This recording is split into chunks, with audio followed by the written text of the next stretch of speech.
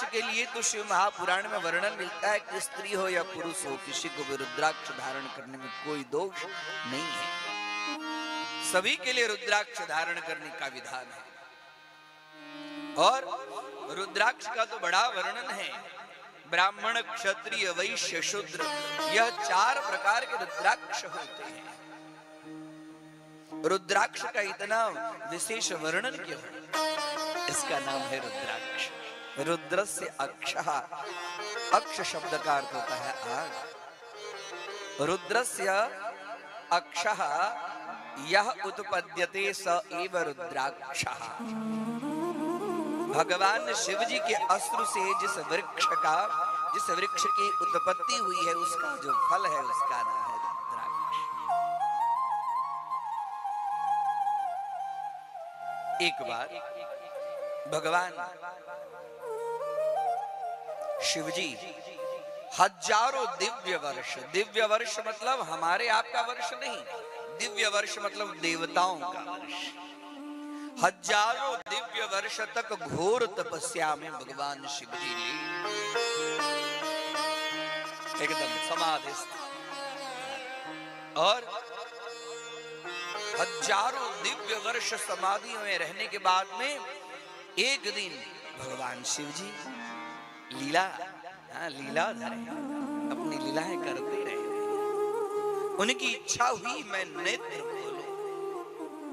सहसा उनका मन क्षुब्ध हो रहा था और उन्होंने आंख खोली, और लीला बस दोनों आंख खोलते ही भगवान ने धीरे धीरे अब हजारों दिव्य वर्ष तक जो आंख बंद था वो आंख जैसे खुला, और नेत्र पटल से, उनके नेत्र पुट से जल की बूंद आंख से, होता है कि नहीं होता है? कभी कभी कोई एक चीज को बराबर देखिए तो आपकी आंखों से अश्रुपात, लंबे समय तक आंख बंद कीजिए फिर देखिए, तो आंखों से जो अश्रु गिरा और वो अश्रु धरातल पर जैसे गिरा, उस अश्रु से एक स्थावर स्वरूप एक वृक्ष की उत्पत्ति हो गई, और उस वृक्ष का नाम हो गया रुद्राक्ष।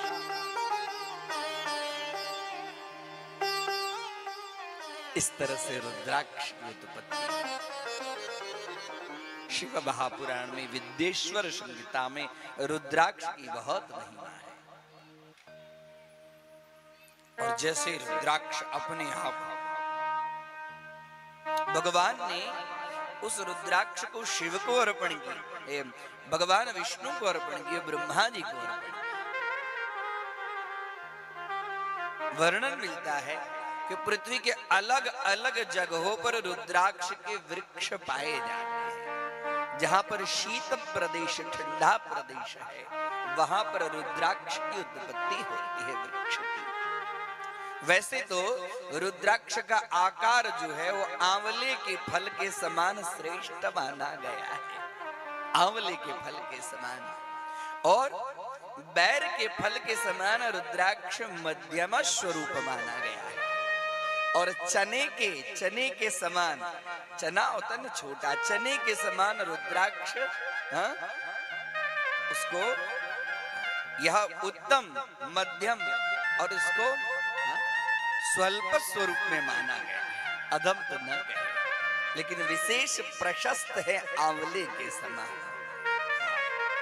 शिव महापुराण कहती है कि जो व्यक्ति रुद्राक्ष की माला को धारण करता है, रुद्राक्ष की माला धारण करने से वह साक्षात शिव स्वरूप होता है। रुद्राक्ष माला धारण करने मात्र शिव स्वरूप। वैसे तो शरीर के अलग अलग भाग में रुद्राक्ष की माला का धारण करने का विधान है। कंठ में रुद्राक्ष धारण करें, मस्तक पर रुद्राक्ष धारण करें, दोनों कानों में कुंडल के रूप में रुद्राक्ष धारण करें, बाजू में रुद्राक्ष धारण करें, रुद्राक्ष का यज्ञोपवीत जैसा रूप धारण करें। रुद्राक्ष को शरीर के अलग अलग भागों में अलग अलग मुखी के रुद्राक्ष धारण करने का विधान है। शिव महापुराण के अंदर में सुनिए, ये दिव्य कथा है, रुद्राक्ष की कथा है, जो साक्षात भगवान शिव के नेत्र से निकला हुआ है।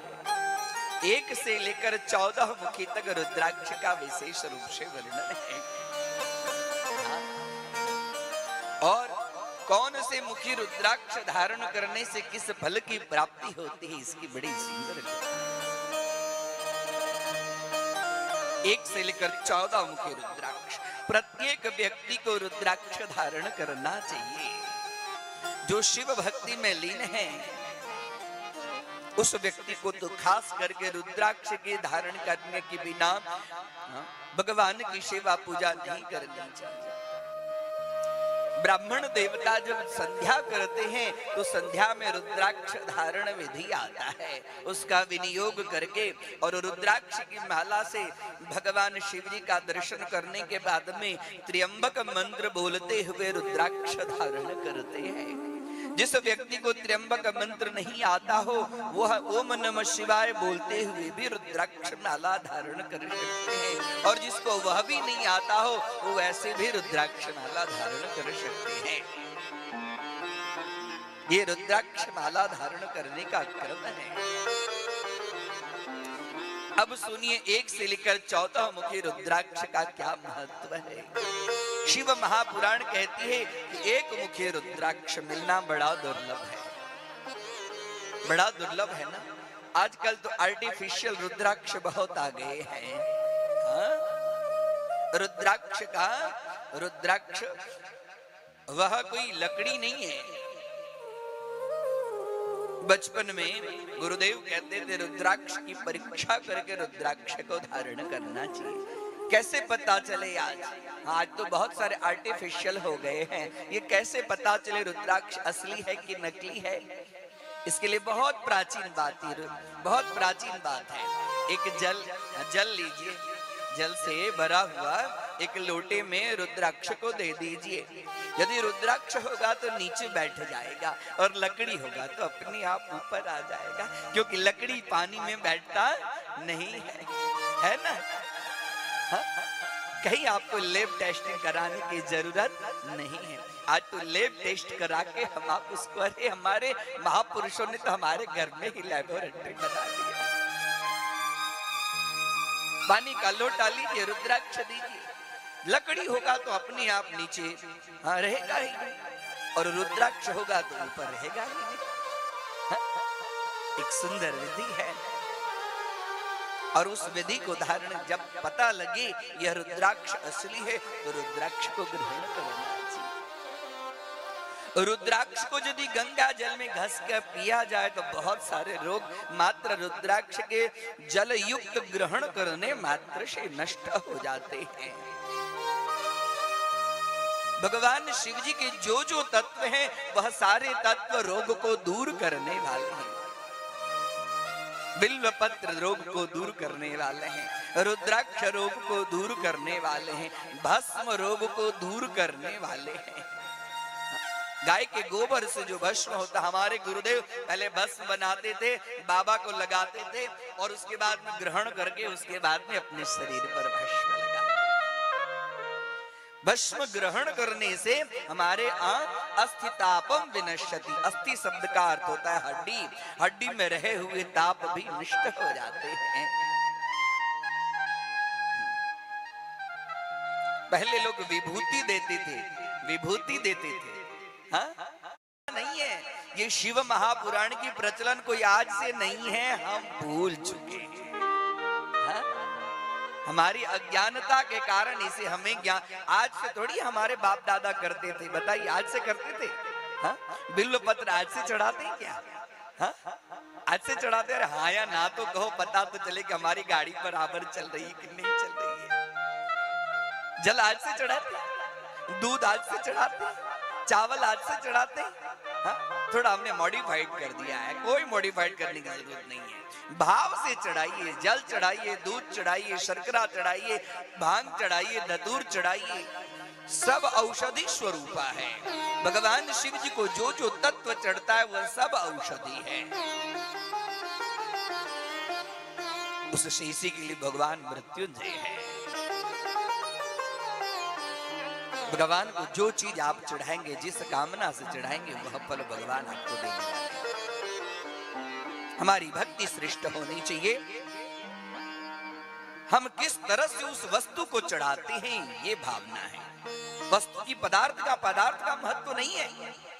पदार्थ किस तरह से चढ़ाते हैं, कैसे चढ़ाते हैं, उसका महत्व है। अरे आप दूध देंगे तो बाबा को दूध मिलेगा। आज सारे वैज्ञानिक सब बड़े, हाँ बाबा को दूध चढ़ाते, इसकी अपेक्षा गरीबों को दूध दो। अरे गरीबों को दूध देने के लिए तो है बहुत सारी चीज है। बाबा को दूध क्यों चढ़ाया जाए, जल क्यों चढ़ाया जाए, ये सब के पीछे कारण इस चीज को समझिए।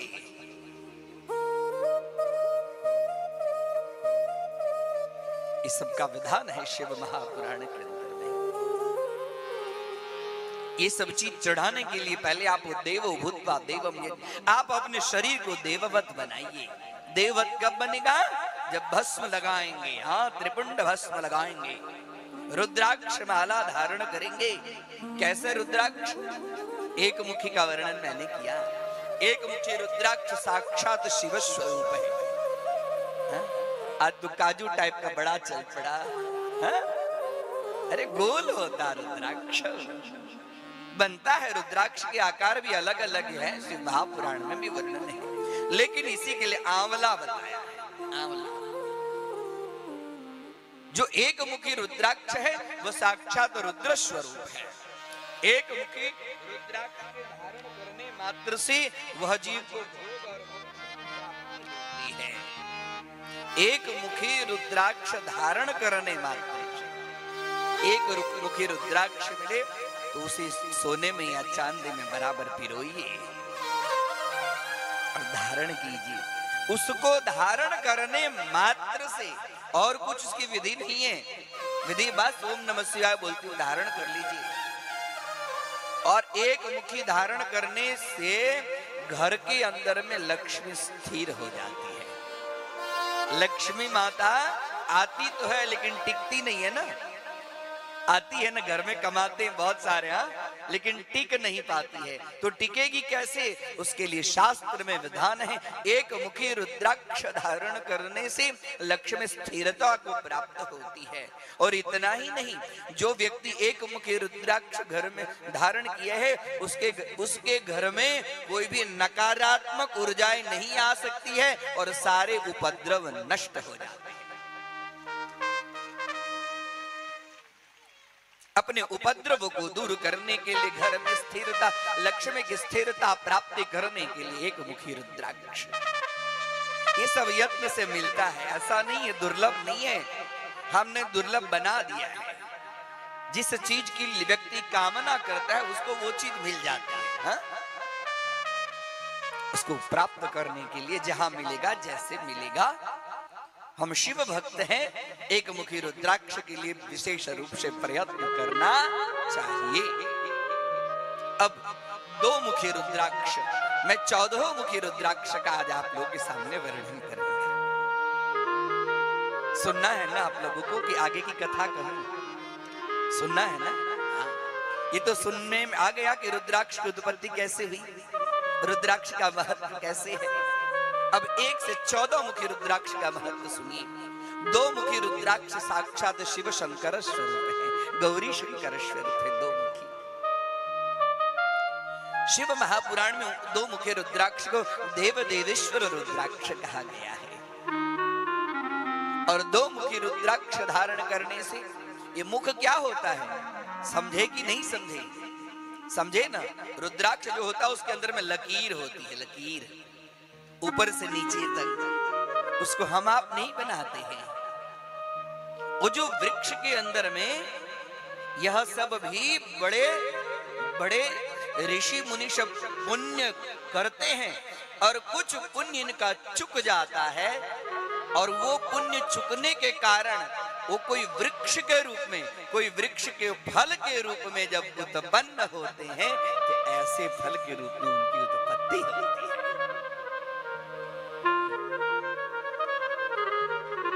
नहीं समझा? वो जो फल है वो बड़े बड़े ऋषि मुनि का ही रूप है, कोई साधारण रूप नहीं है।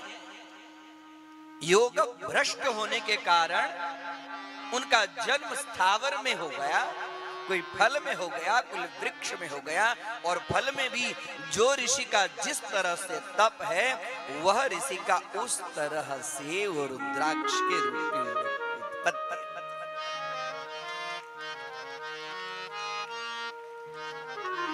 दो मुखी रुद्राक्ष देव देवेश्वर, देव देवेश्वर नामक रुद्राक्ष ग्रहण करने से संपूर्ण कामनाओं की सिद्धि होती है।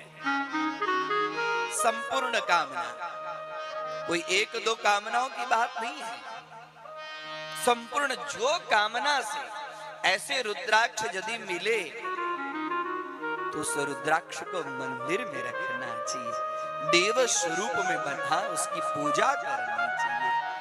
ऐसे रुद्राक्ष, एक मुखी रुद्राक्ष, दो मुखी रुद्राक्ष पूजन करने योग्य है। आप जो कामना विचार करेंगे, यम यम चिंतयते कामम तम तम प्राप्नोति निश्चितम। निश्चितम जोर दिया गया है, निश्चित रूप से आपकी वो कामना पूर्ण होगी। अब तीन मुख वाले रुद्राक्ष साक्षात त्रिनेत्र स्वरूप है।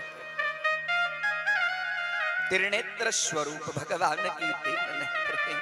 तीन मुखी रुद्राक्ष, तीन मुखी रुद्राक्ष धारण करने से ये रुद्राक्ष खास करके बच्चों को धारण कराना चाहिए, जिससे सारी विद्याओं की प्राप्ति होती है। कोई एक विद्या नहीं, अपने बच्चों को विद्या में तेजस्विता ओजस्विता के लिए त्रिमुखी रुद्राक्ष को धारण कराइए। खोज कीजिए, मिल जाएगी, जहां से मिलेगी प्रयत्न कीजिए। बच्चों को विकास के लिए, बच्चे के एजुकेशन के लिए हम कितना मेहनत करते हैं ना, तो भगवान शिव के इस रुद्राक्ष को उसको धारण करा दीजिए। देखिए शिव महापुराण में मनगढ़ंत बात नहीं करता, सत प्रमाणिश्च पंडितान, कथा में प्रमाण के साथ में बात करनी चाहिए, मनगढ़ंत बात करने से दोष लगता है। हाँ, कथा में शास्त्र प्रमाण, शिव महापुराण कहती है कि विद्यार्थी को विद्या की प्राप्ति आपको कराना है, एक दो विद्या नहीं, सारी विद्याएं। श्रद्धा विश्वास युक्त आपके अंदर में श्रद्धा और विश्वास होनी चाहिए। श्रद्धा विश्वास रूपिणो याभ्याम विना न पश्यन्ति श्रद्धा स्वान्तस्थमीश्वरम।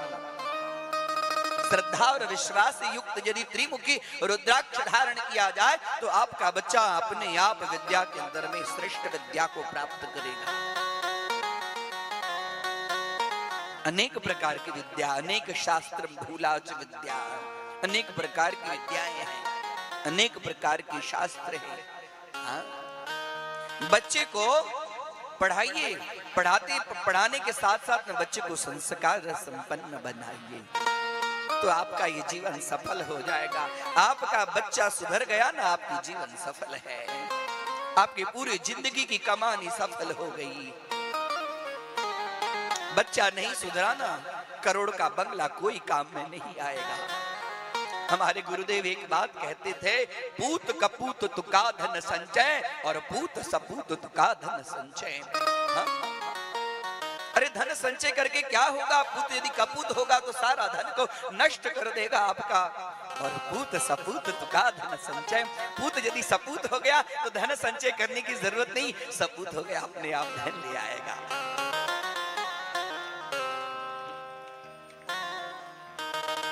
पुत्र की वृद्धि के लिए, पुत्र की विशिष्ट विद्या की प्राप्ति हो, उसके विद्या में विघ्न दूर हो, उसको शिव चरण की प्रीति प्राप्ति हो, वह स्वस्थ रहे, इसके लिए रुद्राक्ष धारण, तीन मुखी रुद्राक्ष।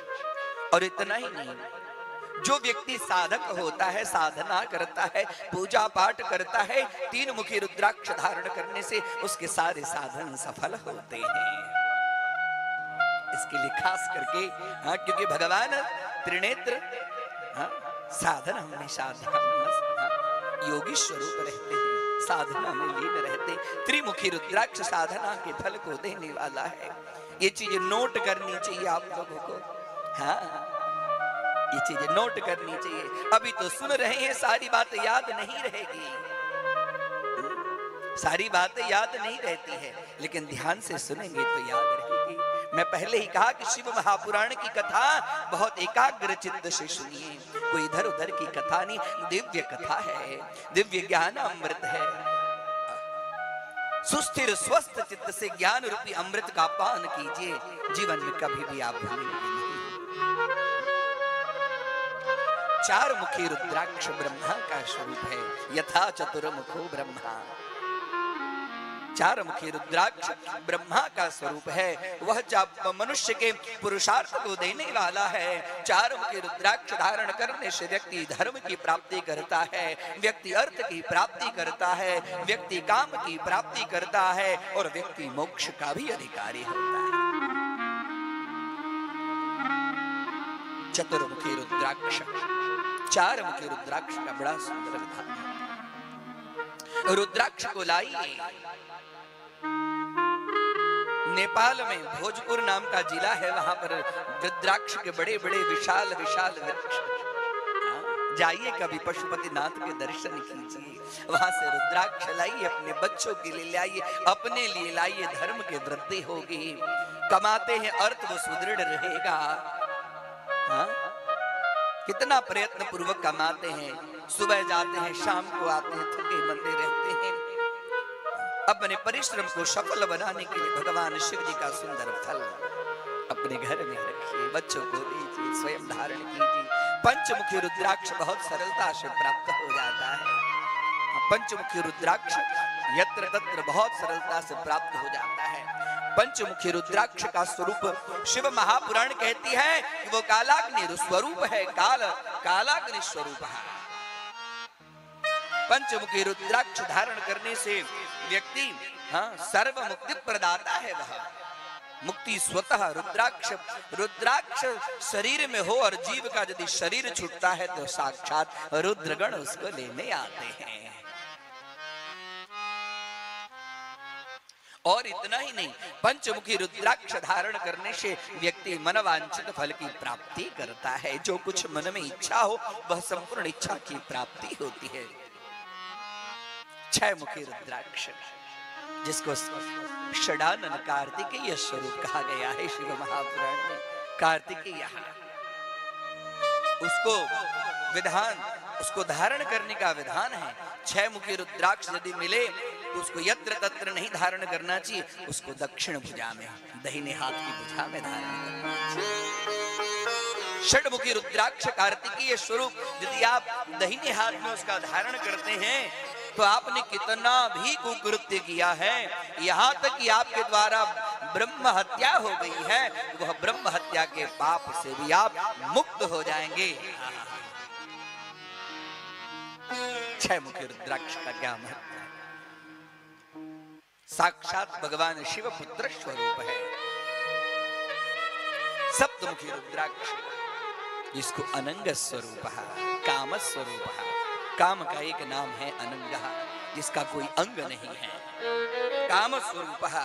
वह सप्तमुखी रुद्राक्ष धारण करने से व्यक्ति ऐश्वर्यशाली होता है, राजा के समान उसको वैभव होता है। सप्तद्वीपा वसुंधरा, सात भुवन का ऐश्वर्य, पृथ्वी का अनेक प्रकार के ऐश्वर्य उसको सहज रूप से, सरल रूप से प्राप्त होते हैं। सात मुखी रुद्राक्ष, अष्टमुखी रुद्राक्ष, इसको भैरव स्वरूप कहा गया है। जहां जहां पर ज्योतिर्लिंग है वहां वहां पर भैरव स्वरूप है।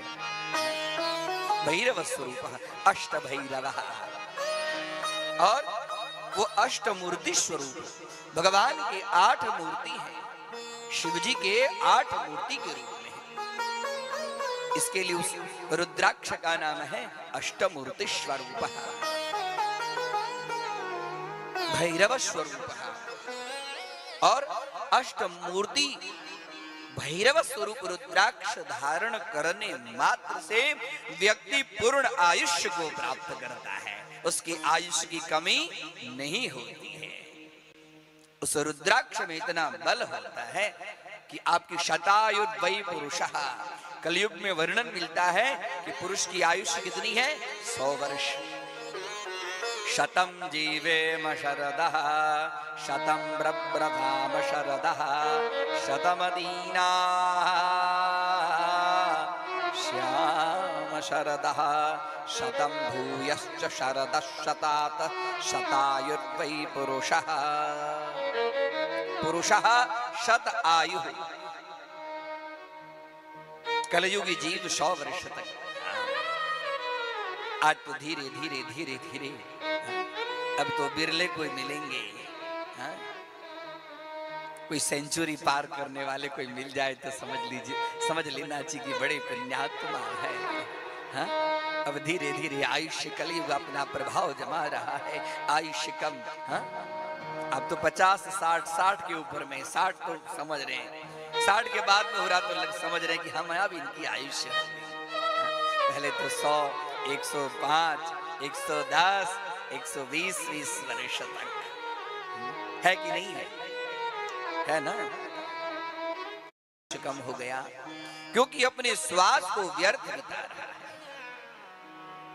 ऐसे ऐसे चीज का ग्रहण कर रहे हैं जिससे आयुष्य क्षीण होता है। आज देखिए, आज भी पहाड़ों में गुफाओं में रहने वाले महात्माओं के आयुष्य की कमी नहीं हुई है, वो कितने वर्षों तक अभी भी जीवित है ना? है कि नहीं है? मीडिया में देखते हैं हम आपके, हाँ, कितने कितने वर्ष तक अभी भी कुंभ मेले में, हाँ। आज कुंभ सर्वेश्वरः आपकी संपूर्ण इच्छाओं की पूर्ति के लिए 9 मुखी रुद्राक्ष का वर्णन है। 10 मुखी रुद्राक्ष साक्षात विष्णु स्वरूप है, जो संपूर्ण कामनाओं की पूर्ति करने वाले हैं। 11 मुखी रुद्राक्ष रुद्र स्वरूप है और 11 मुखी यानी कि 11 मुखी रुद्राक्ष धारण करने मात्र से व्यक्ति सर्वत्र विजयी भवेत्, वह सब जगह विजय को प्राप्त करता है। 12 मुखी रुद्राक्ष साक्षात आदित्य स्वरूप है, 12आदित्य,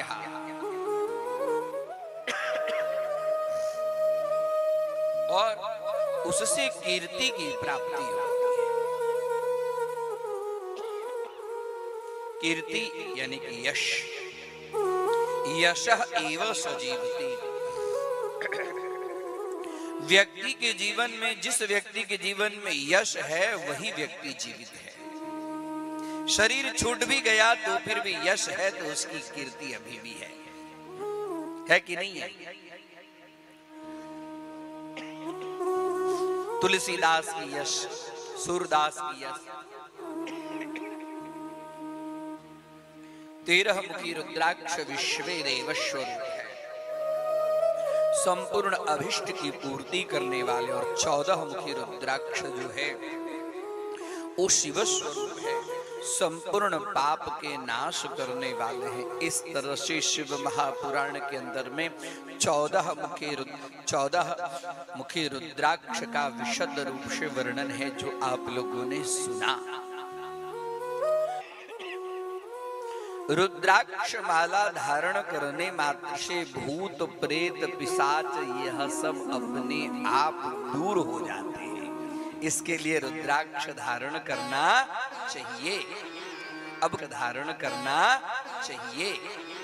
अब कैसा रुद्राक्ष धारण नहीं करना चाहिए यह भी सुन लीजिए। जिस रुद्राक्ष को कीड़ा ने खा लिया है, कीट ने खा लिया, बहुत दिन तक पड़ा है, इसको कीट ने खा लिया है। जो रुद्राक्ष भग्न हो गया है, जो रुद्राक्ष टूट चुका है, जिस रुद्राक्ष के अंदर में जो मुख है वो आधा मुख आया है और आधा मुख नहीं आया है, ऐसे रुद्राक्ष को धारण नहीं करना चाहिए।